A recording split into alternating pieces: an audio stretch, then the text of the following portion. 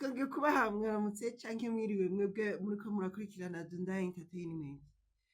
Ni ivy'agateka kuba ndabafise kabisa. Ego Dunda Entertainment yaheruka, mwari mwarabonye ko yari yarateye imbere cane, ariko vyarashitse YouTube iracishamwo akandi kantu nyene, kubera hariho ibintu vy'amategeko vyagiye bifata, ariko ntimugire ikibazo, twatanguye iyindi. Tugeze ku gice kigira gatatu c'ivyerekeranye n'umwanya urwaruka rutakaza. Rero twarangije mu gice ca kabiri turiko turababwira yuko urwaruka rukwiye gukora buri kimwe kugira ngo rukore bigende neza ku vyerekeranye na orere. Twarababwiye yuko byose bihera muri karendiriye y'umwaka. Murabona na leta iragira karendiriye y'umwaka, hanyuma kw'ishure naho baragira ico bita orere, hanyuma nawe ugeze muhira ugaca ugira orere yawe. Nivyo twariko turabwira urwaruka rutandukanye. Rero niyo mpamvu rero tubabwira tuti urwaruka nimwige gukoresha umwanya wawe. Mu nyuma ya video y'iki gice ca kabiri twari twarababwiye ingene Vision 2025 kuri jewe yari yagenze. Nasanze hariho amasaha yagiye aratakara, yagiye aragenda.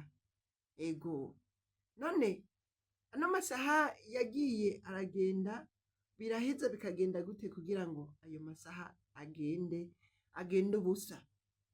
Twabonye mu vyo gutakaza imyanya yacu hariho amasaha twebwe twita yuko womenga ntaco amaze muri twebwe. Bene uwo mwanya wo kumara umwanya turiko turatera inkuru, umwanya turiko turavuga utundi tuntu, umwanya turiko turatakaza, kandi turabajene nk'uko musanzwe mwumva urwaruka dutakaza umwanya mu tuntu dutoya, kandi arico gituma urwaruka rwategerezwa gukora kugira ngo rutere imbere hakiri kare. Musanzwe mubona yuko ubu mu Burundi kugira ngo uje muri pansiyo ari ku myaka 65. Urumva yuko nk'umukankarorero nka jewe nkaba mfise imyaka 32, 33, ugaca usanga ndacari n'umushomeri. Biboneka yuko ku myaka 33 nimba ata kintu ndiko ndakora, naratakaje umwanya cane. Vyiza rero nuko buri mujene wese yokwiga gukoresha umwanya wiwe kugira ngo azogere kuri iyo myaka 34, 35, 40 yamaze gutangura gukora. Kuko nimba ukora muri leta canke ugakora ahandi hantu, bazogushira muri pansiyo utaranakora. Ugaca usanga nimba warose akazi ufise imyaka 50, uzomara imyaka 15 utararangiza gukora akazi kawe, aho gumenga nta na kimwe wakoze. Nico gituma rero ubwiwanje ntumirira urwaruka kugira ngo rukore rukiri ruto, kuri ino myaka 12, 13, 14, 15 kugera ku myaka 20, aho umwana azoba yatanguye kwikorera ivyiwe, kugira azogere kuri ya myaka 65, aho bavuga yuko bageze muri pansiyo y'akazi yaramaze gushika ku vyo aba yarikoreye. Kandi uca usanga kandi n'ubundi nimba ushaka gukora hakiri kare, wategerezwa kuba gwihangira mirimo, nk'uko uwo bita Robert Kiyosaki yagiye ahanura abantu mu bitabo, yagiye yandika harimwo Rich Daddy canke Poor Daddy, Rich iki. Rero ugaca usanga ico gitabo n'ubundi ntaco urumva ku vyerekeranye no kwihangira imirimo. Nkuko twariko turabibabwira, twariko tubabwira ku vyerekeranye nande, ku vyerekeranye n'umwanya. Umwanya w'urwaruka rero twababwiye ingene ugenda utakara buri musi, benshi bakawutakaza mu kuraba amavideo yandi, haba kuri Facebook canke haba kuri TikTok, akamara umwanya ariko araraba video zitariko ziramwigisha n'imiburiburi. Rero ico twotumirira ugwaruka nuko bukoresha amavideo ariko arabigisha. Mwaramaze kumva uwitwa Gasape mu Burundi yuko yageze ku rurya rugero ariko yigishwa na internet. Yabaye uwo bita umutodidact. Kuba umutodidact ni hahandi ugira recherche canke requête, recherche ku marezo sociaux bikarangira watanguye kwiga, hanyuma mu nyuma ugaca utangura kwikorera ibintu vyiwawe. Rero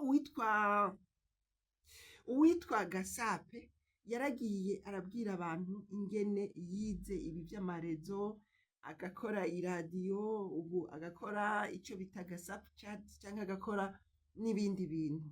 Rero birya bintu dukwiye kubyiga, dukwiye kwiga tuti none ugwaruka ahandi hantu rukora gute, ugwaruka mu bindi bintu rubigenza gute, none nawe ushaka kubigenza gute, uzohora ubikora gute, uzohora ubigenza gute.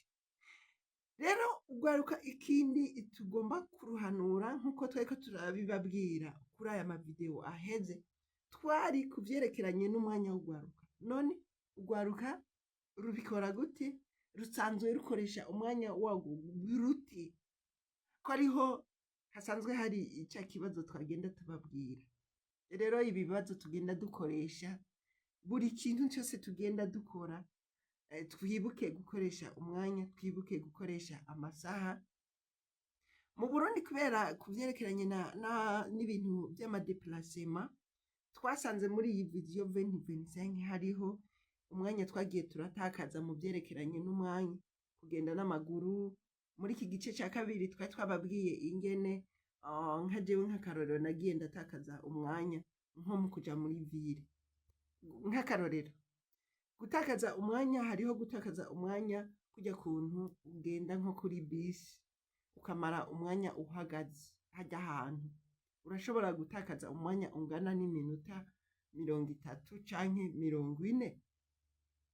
Ikindi, ugatakaza umwanya wagiye gufata bisi hajya muri quartier nko kuri Mosi nk'akarorero, ukongera ugatakaza umwanya muri ville utondeye umwanya. Hanyuma uyundi mwanya uba watakaje ni umwanya uba wamaze uri kugenda n'amaguru. Umwanya wamaze uri kugenda n'amaguru twaravuze ngaha mu gice ca kabiri yuko uwo mwanya nkaje nk'akarorero mva kure uja muri ville ushaka kuja kurondera ikintu, uhangirayo iyo mirimo yawe, uja muri ville buri munsi ugatakaza amasaha 3. Murumva ko aba ari amasaha menshi. Uvuye muri Gihosha ugaca uvayo 6h, ugaca ushikayo 2:00, hafi amasaha 2 uri kuragenda, hanyuma ugaca uvayo ukagaruka ugatakaza buri munsi amasaha 3. Uca wumva yuko muri rusange umwanya wagiye uratakara.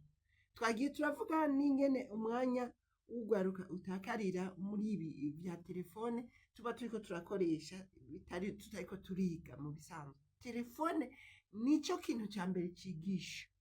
Umwanya wacu rero ureke udutakarire mu bintu biriko biratugirira akamaro, kuko finalema uzomenya yuko umwanya wacu wawutaye mu bintu bitagira akamaro, umaze gusaza, umaze kuvyara abana, umaze kubona yuko wakuze, umaze kubona yuko utakibasha, umaze kubona yuko umwanya wawe nyene wawutakarije mu bindi bintu byinshi bitari bifise akamaro. Ico gihe niho uzoca uvuga uti iyo menya umusanzwe mubizi ko ako kantu kaza mu nyuma. Wamaze gukura, wamaze gusaza, wamaze kubura kimwe mu byo wari ufitiye uburenganzira, haba harimwo n'umwanya. Ariko umwanya warawankirije, ata kintu na kimwe uri kurakora, ukaba uri ngaho, ukaba witwa ko uryamye, mugabo ukaba uri kuri telefone, ukaba witwa yuko uryamye ntunaruhuke, ukaba witwa yuko ugiye gukora, mugabo ntugire intege zo gukora, muramaze kubibona kugwaruka ruri nko mu mashure ugasanga urwaruka ruriko rurasinzira, urwaruka ntiruriko rurakoresha umwanya nk'uko vyategerezwa, ugaca usanga birangiye ata kintu na kimwe umwanya wawe wawukoresheje. Ni ukuri ibyo turiko turababwira kuri Dunda Entertainment, nimba uri urwaruka uriko urankurikirana, umwanya wawe menya yuko umwanya wawe ari ikintu c'ingenzi Imana yaguhaye utegerezwa kwexploita gukoresha ukiri mutoya. Twagiye tubivuga ku gice ca kabiri yuko umwanya wawe wawukoresha neza ukazoca uheza ubuzima bwawe umeze neza. Rero twige gukoresha umwanya, nibaze yuko ikiganiro c'umwanya gisa n'ico turiko turarangiza. Ku mwanya wawe twari twabihaye imice itatu, rero wige yuko muri rusangi nk'uko leta itegura ikirangamisi arico orera, arico bakunda kumanika ku mpome canke ahariho hose, nimba ari umunsi mukuru ukawubona, nimba ari ikintu cose ukakibona, ari dimanche urayibona ko idasa n'iyindi, ari weekend canke ikonji urabona ko ridasa n'ibindi. Na kw'ishuri naho urabona yuko bagira orere y'indwi, bakavuga bati kuwa mbere isaha ya mbere ni matematike, isaha ya kabiri ni igifaransa, iya gatatu ni igiswahili kuduga. Hanyuma rero buri mwana wese ategerezwa kugira orere y'ibikorwa ageze muhira, no kuryama bikagendera ku gihe, gufungura bikagendera ku gihe, kuvyuka bikagendera ku gihe, kuva muhira bikagendera ku gihe, hanyuma no gusubira muhira bikagendera ku gihe, umwanya wo gukina ukagendera ku gihe, hanyuma n'ibindi byose kuraba telefone bikagendera ku gihe, kugira amaroshershe bikagendera ku gihe, rero no kuganira n'abandi bantu bikagendera ku gihe, umwanya uriko urakora ikindi kintu mu mabiro bikagendera ku gihe. Uzoshanga igihe cawe kizoba ariyo mafaranga yawe. Ibi kubwiwanje, kubera nari nsanzwe mvuka ruguru, nagiye kubona yuko umwanya ari amafaranga ntevye cane, arico catumye nkura ntazi gukoresha umwanya nk'uko vyari bitegekanywa. Nagiye kubona yuko umwanya wacu wagiye urangirika ndangije kaminuza, hanyuma ndabona ingene abandi bariko barakora, ndabona abandi ingene bariko barakamera, ndabona abandi ingene batanguye kuzamura ibintu vyabo, ndabona ingene abantu bibereye mu bintu vyabo, ndabona i Bujumbura ingene abandi babayeho, kandi babayeho bisanzwe. Ukibaza uti none ibi bavyubatse gute, aya mahoteli bayubatse gute, izi nzu bazubatse gute, canke parcelle bazirose gute, ko none parcelle zigeze ku mutumba hariya muri Rirare vyagenze gute, none muri ino myaka nari hehe, canke ko mbona hariho abagenzi twagiye twigana ku ruhande, mbona ubu hariho abamaze kuba bafise imodokari, vyagenze gute, hariho abamaze kuba barateye imbere, vyagenze gute. Naciye ndabifata ndabishira hamwe ndabihuza, muri rusange naciye nsanga umwanya gusa ariwe natakaje. Abagiye bakwitangira imbere uzomenye ko umwanya ari wo bashize imbere, bakabikora imbere yawe avant toi babikoze avant toi. Nico gituma ibi vy'irari, ibi vy'amashari n'ibi bindi utari ukwiye kubigira, kubera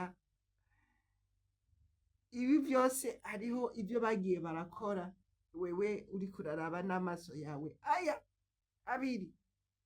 Kugira ishari ntuzubigire, ahubwo uzo wigirire ishari ku ruhande rw'iwawe, kuko umwanya bobo barawutanze, nawe ntaco wigeze ukora ku vyerekeranye n'umwanya wawe. Rero kuba warawutakaje si bibi, ariko ukwiye guhindura. Sivyo sinobarambira, ariko